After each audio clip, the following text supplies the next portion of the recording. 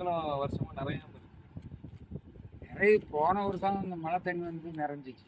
பேச்சு பாறை தண்ணி அந்த தண்ணியெல்லாம் ஒரு காலமும் வந்து அப்படியா வந்தாலும் கிடந்து மல்லு கட்டி ரூபா செலவழித்து கொஞ்சம் தலை வைக்கும். அங்கே தண்ணி வரவே இல்லை. சூப்பராக வரல. இது எத்தனை மடையிலேருந்து வருது இந்த தண்ணி? இதான் எங்களுக்கு வந்து 3வது மடை. அது இங்கே ராதாபுரத்தில் இருக்கு 3வது மடை. இப்போ லாஸ்ட்டாக நிறைஞ்சது என்னைக்கு? லாஸ்ட்டாக வந்து போன வருஷம் மார்கழி 1ஆம் தேதி நிறைஞ்சிச்சு. அது மழை தண்ணி. மழை தண்ணி தோட்டக்காடி இந்த குளம் இந்த குளமும் அதில் வடக்காந்தா ஒரு குளம் இருக்குது. இந்த குளம் பெருவினாலே அது வந்து வடக்குத்தி குளம்னு தான் சொல்லுவோம். அந்த குளம் பெருவினாலே கிணறு காடுகள் மங்கடத்துக்கு வந்துடும். பிறகு ஒரு வருஷம் ஒரு ட்ரிப்பு மட்டும் எங்களுக்கு பெருக்கிட்டா ஒரு வருஷம் மாதிரி கிணத்து வச்சு நாங்கள் இறைச்சிருக்கோம். கிணறு எல்லாமே ஆகலாம் 30 கஜம் 28 கஜம் மாதிரி அப்படி ஒரு வருஷத்துக்கு ஒரு ட்ரிப்பு பெருவினா போதும். அதே பெருவாம தான் இந்த பாடு.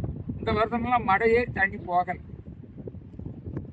பேச்சுப்பாறையிலேருந்து தண்ணி வந்து அப்படி மறுகால் போகிறது அந்த மாதிரி அதெல்லாம் எம்ப தேவையும் கிடையாது. ஃபஸ்ட்டில் ஆரம்பத்தில் வந்துச்சு எனக்கு தெரியல. இப்போ நாங்கள் போன ட்ரிப்பும் கொஞ்சம் 10,000-15,000 ரூபா ஒரு குளத்துக்கு செலவழித்து தலை வச்சு ஒரு 10 நாள் தண்ணி தான் வரும். அதுக்குள்ளே மாதிரி அனுப்புகிறோம். பேச்சுப்பாறை தண்ணி வந்து குளம் ஒரு காலமும் பெறுவது கிடையாது. ஆமாம், அப்படியே நாங்கள் ஏகப்பட்ட ரூபா செலவழித்து கொண்டு வந்தாலும் ஒரு 10 நாள் தண்ணி வரும். என்னப்போ அந்த ஆண்டவ முன்னியத்தில் அந்த தண்ணி வந்துச்சானா அந்த வருஷம் கொஞ்சம் மழையும் பெய்யும்.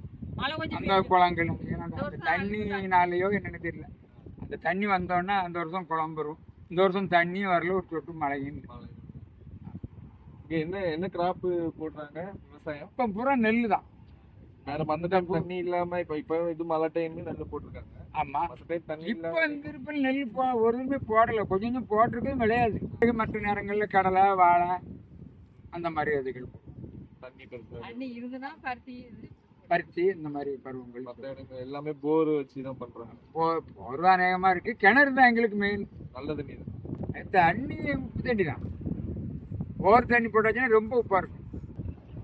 நாங்கள் வடக்குளத்தில் அதுக்கு ஆக்சிஜன் அந்த போய் சாப்பிட்டோம்.